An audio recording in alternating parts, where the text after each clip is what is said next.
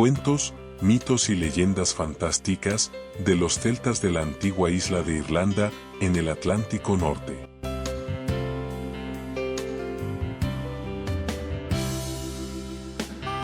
La mitología de los celtas de la antigua Irlanda abarca una riqueza cultural repleta de héroes, dioses y criaturas mágicas. Irlanda es uno de esos lugares increíbles en los que la magia del pasado está más presente y se deja sentir con cada paso que se da. Su pasado, hasta el más lejano de todos, sigue latiendo con fuerza y deja claro que donde están y hacia dónde van es fruto de lo que fueron. Sus canciones y cuentos populares guardan la esencia de las leyendas que, en otros tiempos, fueron contadas como la verdadera historia del mundo.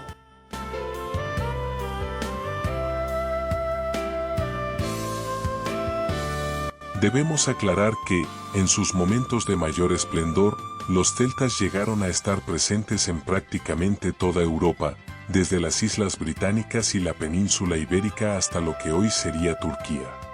Aunque mantenían ciertos rasgos comunes, los contextos diferentes en los que se desarrollaron las sociedades hicieron que surgieran variantes de la cultura y de la mitología incluso en zonas relativamente cercanas como Irlanda, la actual Francia o Galicia, en España.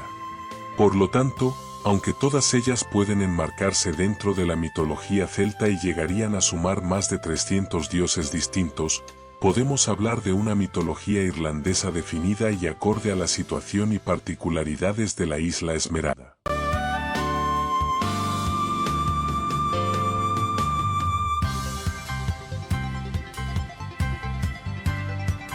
Las viejas leyendas irlandesas siguen un modelo similar al de otras culturas antiguas como la griega o la romana, ya que mezcla acontecimientos históricos y hechos legendarios y los sitúa en un mismo plano de la realidad, entrelazándolos y justificando unos con otros. Se plantea así una estructura de ciclos, similares a capítulos o etapas históricas, a la que se le añade una sucesión de invasiones y conquistas de distintos pueblos que poblaron la isla antes que los celtas. Los más importantes son los Tuatha de Danann, los dioses, los fomorianos, una especie de demonios o dioses oscuros, y los propios celtas, que acabarían por imponerse sobre los demás y quedarse con la isla. A esto hay que sumar, por supuesto, una amplia variedad de criaturas mitológicas y seres mágicos y algún que otro heroico personaje cuyas hazañas igualan a las de los campeones de otras culturas.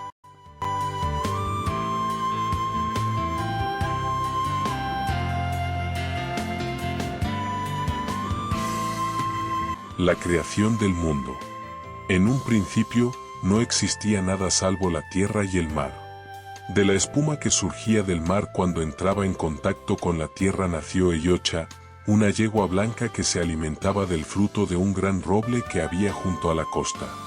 Eyocha dio a luz a Cernunnos, el primer dios, con el que se aparearía y tendría la primera generación de dioses. Los partos eran tan dolorosos que Eyocha pateó el roble, lanzando trozos de corteza contra el mar de los que nacerían los gigantes. Los primeros dioses usaron la magia del roble para crear los bosques y a los animales salvajes, los caballos, las armas, los primeros instrumentos musicales, arpas, y el fuego. Tras una primera guerra contra los gigantes, que intentaron invadirlos, la diosa Danu tuvo como descendencia a los Tuatha de Danann, la nueva generación de deidades.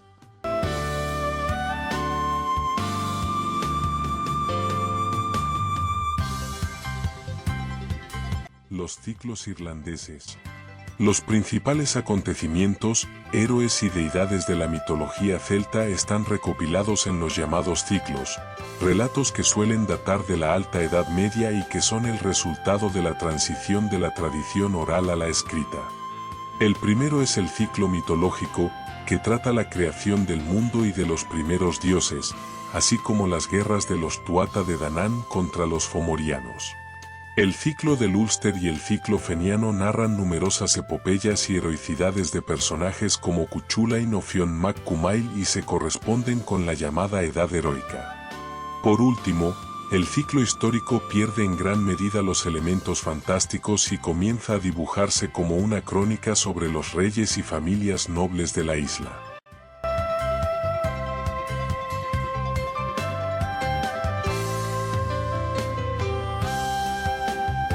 Los Tuatha de Danann. Los Tuatha de Danann fueron la tercera generación de dioses de la isla irlandesa, sus quintos habitantes según algunas fuentes y las deidades más conocidas y adoradas por los celtas. Son hijos de la diosa Danu y suelen ser presentados como dioses imperfectos con un carácter humano muy definido pero rasgos divinos como la inmortalidad o sus poderes. Los Tuatha de Danann, que encarnaban todos los avances y logros de la sociedad humana, llegaron a gobernar toda Irlanda después de vencer a los Firbolg, los Ferdomnan, los Galioin y los Fomorianos, que representaban el lado salvaje y primitivo. Algunos de los Tuatha de Danann más importantes eran Nuada, su primer rey, Dagda, el dios supremo, Lugh, el dios guerrero del sol y Morrigan, la diosa de la muerte y la guerra.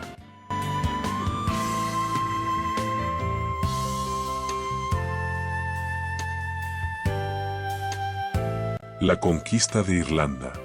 El libro de las invasiones de Irlanda, Lebor Gabála Érenn, es un manuscrito en el que se nos presenta la historia de Irlanda y el origen de la presencia celta en la isla como una serie de sucesivas invasiones y conquistas por parte de distintos pueblos desde los tiempos de la Torre de Babel hasta el siglo XI aproximadamente, que es cuando fue redactado.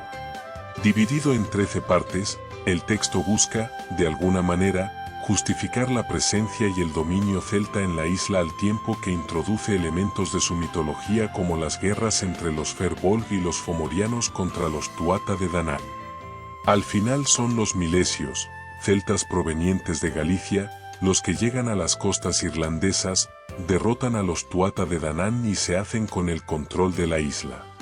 Desde ese momento, y para mantener algo de interés en la historia, los Tuatha de Danann se ocultarían en palacios bajo tierra y gobernarían sobre todas las criaturas mágicas, hadas y duendes, de Irlanda.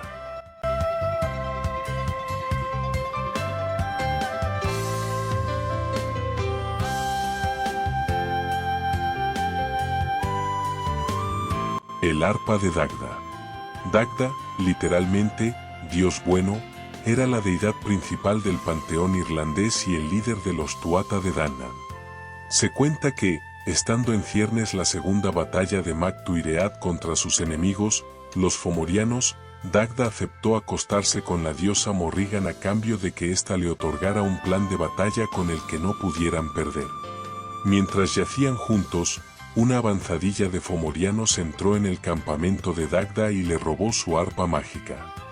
Daga, Lugh y Ogma se infiltraron en la base enemiga y recuperaron el arpa, escapando sin necesidad de desenfundar la espada gracias a una melodía que tocó Dagda y que durmió al enemigo. Se dice que el dios utilizó ese arpa para unificar a los pueblos de Irlanda y traerles alegría a través de la música.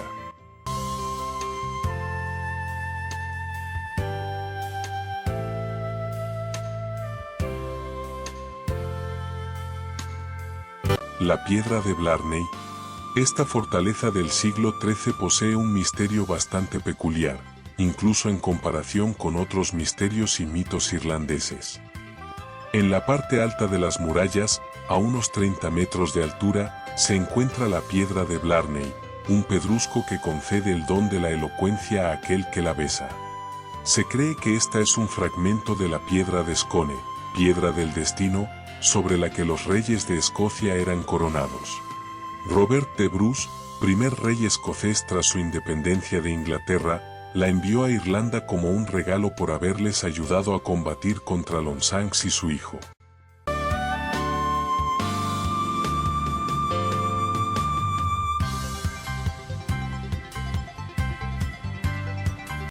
La simbología del trébol. Conocido como Shamrock, planta de verano, el trébol de 3 hojas era un símbolo de poder y protección desde tiempos de los celtas. Al igual que en otras muchas religiones, los celtas creían que el número 3 era sagrado y por lo tanto, también todo aquello que venía en tríadas. El trébol de 3 hojas suele relacionarse con el triskel, otro símbolo muy común en las culturas antiguas que en su versión celta posee 3 brazos rematados en espirales. La creencia popular afirma que San Patricio utilizó el trébol de 3 hojas para explicar el misterio de la Santísima Trinidad a los paganos y así convertirlos al cristianismo.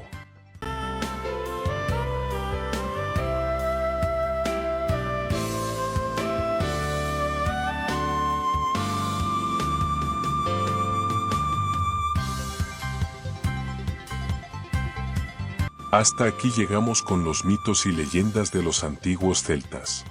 En el siguiente vídeo, continuaremos descubriendo el apasionante legado cultural de estos grupos legendarios.